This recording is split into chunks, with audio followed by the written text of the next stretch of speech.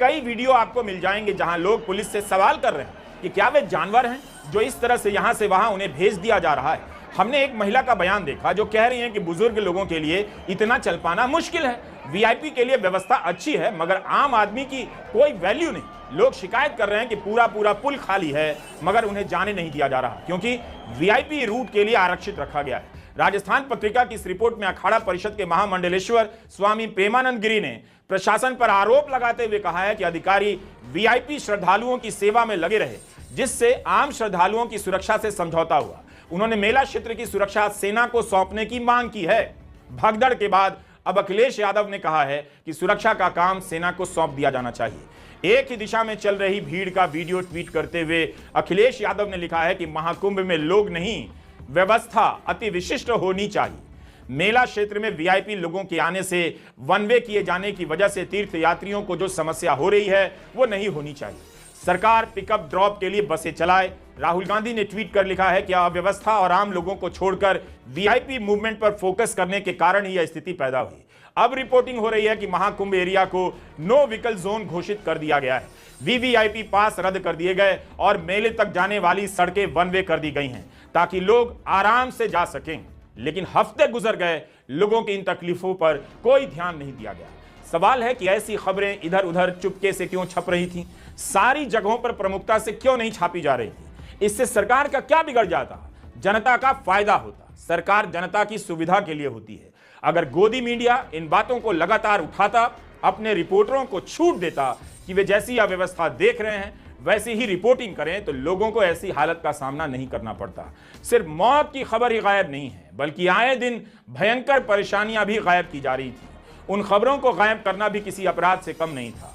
आम लोगों के बयान सुन रहा था, उन्हें वो सब बातें याद हैं जो गोदी मीडिया ने लगातार कवरेज से रटवा दी। कितने पुल बन गए, कितनी व्यवस्था है, कितने कैंप हैं, क्या क्या है। लेकिन जब लोग कुंभ में जा रहे हैं तो वहां उनकी परेशानियों को दूर करने वाला कोई नहीं। भास्कर ने अपने विश्लेषण में पहले पन्ने पर लिखा है कि 3 दिन से भीड़ बढ़ रही थी। संगम की नोक पर एंट्री और एग्जिट के रास्ते अलग अलग नहीं थे। लोग जिस रास्ते से आ रहे थे उसी से लौट रहे थे। क्या सच में प्रबंधन की ऐसी हालत थी? यह तो आम समझ की बात होती है कि आने और जाने के रास्ते अलग होने चाहिए, तो फिर क्यों नहीं थे? क्या संगम पर 2 रास्ते बना पाना असंभव था? भास्कर ने यह भी बताया कि प्रशासन ने अखाड़ों के अमृत स्नान के लिए ज्यादातर पीपा पुल बंद कर दिए। इससे बाहर जाने वाले श्रद्धालु स्नान के बाद निकल नहीं पाए और संगम पर भीड़ बढ़ती गई। मेरे हाथ में 30 जनवरी का टेलीग्राफ है जो कोलकाता से निकलता है। इसकी रिपोर्ट आप देखिए, लंबी रिपोर्ट है। कुंभ क्रश लिखा है इसकी हेडलाइन में। इसमें कई श्रद्धालुओं के बयान हैं। कुछ के बयान हमने इसी वीडियो में आपको पहले सुनाए। ये लोग अपने अपने हिसाब से तकलीफें और जो भी देखा उन्होंने बता रहे हैं। टेलीग्राफ ने लिखा है कि योगी अपने बयानों में लोगों पर ही आरोप डालते हुए प्रतीत हो रहे हैं, जैसे उनके कहने का मतलब है कि लोग अपने कैंप में जहां थे वहीं स्नान कर लेना चाहिए। इस अखबार ने आम लोगों की बातों को रखा। इसी अखबार में असम के एक व्यापारी नीति पॉल की मौत की भी खबर है। इनकी मशहूर मिठाई की दुकान है, अपने इलाके के मशहूर आदमी है। परिवार के सदस्य का बयान छपा है कि उन्हें उम्मीद थी कि प्रशासन उनके पार्थिव शरीर को हवाई रूट से घर भेजेगा, मगर फिर उन्हें बताया गया कि सड़क के रास्ते से ही भेजा जाएगा। 1500 किलोमीटर से ज्यादा दूरी तय करनी पड़ेगी। एम्बुलेंस की हालत देखते हुए परिवार ने यहीं पर अंतिम संस्कार करने का फैसला किया। कि आपने किसी टीवी चैनल को इस व्यापारी के घर जाकर उनकी हालत बताते हुए रिपोर्ट करते देखा है? दुर्घटना के दिन कितने लोग मरे इसका कवरेज नहीं हो रहा था। कितने क्विंटल फूलों की वर्षा हो रही थी उसकी सटीक जानकारी थी और मीडिया रिपोर्ट कर रहा था। डीआईजी वैभव कृष्ण का बयान छपा है कि मरने वालों में 4 कर्नाटका से हैं, 1 असम से और 1 गुजरात से। मगर पश्चिम बंगाल की मुख्यमंत्री ममता बनर्जी ने कहा है कि अकेले बंगाल से 15 लोगों की मृत्यु हुई है। कर्नाटका में कांग्रेस के विधायक आसिफ सैद ने कहा है कि बेलगावी से 4 लोगों की मौत हुई है। कुंभ के शुरुआत से ही नेहरू के समय की दुर्घटना को लेकर व्हाट्सएप यूनिवर्सिटी में खूब प्रचारित किया गया। अंकिलों ने भी खूब फैलाया कि नेहरू के समय ऐसा हुआ था। उसकी कोई जरूरत नहीं थी, लेकिन किया गया ताकि कुंभ के साथ साथ नेहरू के प्रति नफरत भी फैलती रहे। यही नहीं, लोकसभा चुनाव के समय से ही प्रधानमंत्री मोदी अपने भाषणों में नेहरू के समय की दुर्घटना का जिक्र करने लगे थे। क्या वे अपने कार्यकाल की इस दुर्घटना का जिक्र करने का साहस दिखा सकते हैं? पंडित नेहरू आए थे तब तो मेला इतना बड़ा नहीं होता था। उसके बावजूद भी यहाँ पर कांग्रेस की सरकार थी, दिल्ली में कांग्रेस की सरकार थी, पंचायत से पार्लियामेंट तक अकेले कांग्रेस वाले थे। और पार्टियों का तो नामो निशान नहीं था। कई पार्टियां तो पैदा भी नहीं हुई थी। मेरे उत्तर प्रदेश के लोगों, ये खबर सुन के आज आपको भी धक्का लगेगा। पंडित नेहरू जब आए थे, अव्यवस्था के कारण यहां भगदड़ मच गई थी। कुंभ के मेले में हजारों लोग मारे गए थे, कुचल करके मारे गए थे। लेकिन सरकार की इज्जत बचाने के लिए पंडित नेहरू पर कोई दोष न मर जाए, दाग न लग जाए, इसलिए उस समय के मीडिया ने भी ये चीजें दिखाने की बहादुरी नहीं दिखाई। एकाध तो अखबार के कोने में खबर छपी, उसे भी दबा दिया गया। उन परिवारों जिन्होंने अपना स्वजन खोया था, उसके नामों का कहीं जिक्र नहीं होने दिया। 1 रुपया उनको दिया नहीं दिया गया। भाइयों बहनों, ये सिर्फ भगदड़ नहीं थी।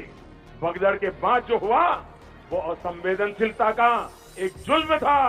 भाइयों बहनों, ऐसा पाप देश के पहले प्रधानमंत्री के काल में हुआ है। और इस बार का कुंभ का मेला देखिए, करोड़ों लोग आए, प्रधानमंत्री खुद भी आए, लेकिन कोई भगदड़ नहीं हुई, कोई मरा नहीं। भाइयों बहनों,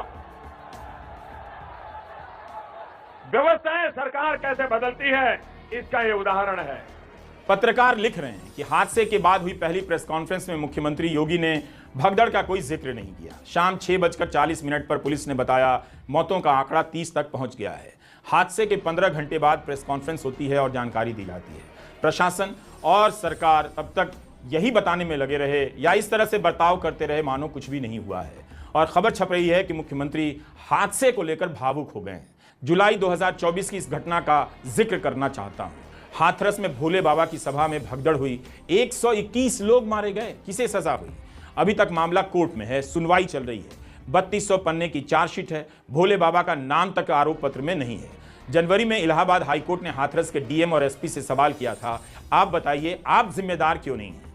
क्या वही सवाल कुंभ की घटना को लेकर किया जा सकता है? मुख्यमंत्री से, मेला के आयोजकों से। भास्कर के आशीष राय और विकास श्रीवास्तव की एक रिपोर्ट है। उन्होंने लिखा है कि हमने जो जांच की है उसके हिसाब से 35 से 40 लोग मारे गए। अपनी रिपोर्ट में भास्कर ने 6 अफसरों को इन मौतों का जिम्मेदार बताया है। लिखा है एक ने पुल बंद कर दिया, एक ने भीड़ बढ़ने दी और एक ने लोगों से कहा उठो भगदड़ मचने वाली है। भास्कर ने इन अफसरों के नाम प्रकाशित किए हैं। कुंभ का आयोजन मुश्किल होता है, तमाम इंतजाम के बाद भी दुर्घटना हो सकती है, लेकिन सवाल है कि क्या इंतजाम वाकई उस स्तर का था जिसका दावा किया जा रहा है? यह सवाल तो किया ही जा सकता है। इंतजाम के दावों पर सवाल करना किसी आयोजन का विरोध कैसे है? किसी धर्म का विरोध कैसे है? खबरों को दबाकर जनता को अंधेरे में रखा गया और प्रशासन भी अंधेरे में रहने लगा। जो मीडिया अपने पेशे के धर्म की रक्षा नहीं कर पाया, बल्कि गोदी मीडिया ने पत्रकारिता के धर्म की हत्या की। उस मीडिया के भरोसे आप कभी मत रहिए कि वह आपके धर्म की रक्षा करने वाला है। उसका धर्म एक ही है, वह सरकार का है। मीडिया और सरकार के बीच अब कोई अंतर नहीं रहा। सरकार ही मीडिया है और मीडिया ही सरकार है। रही बात जनता की, तो चारों तरफ उसका ही अंतिम संस्कार है। नमस्कार, मैं रवीश कुमार।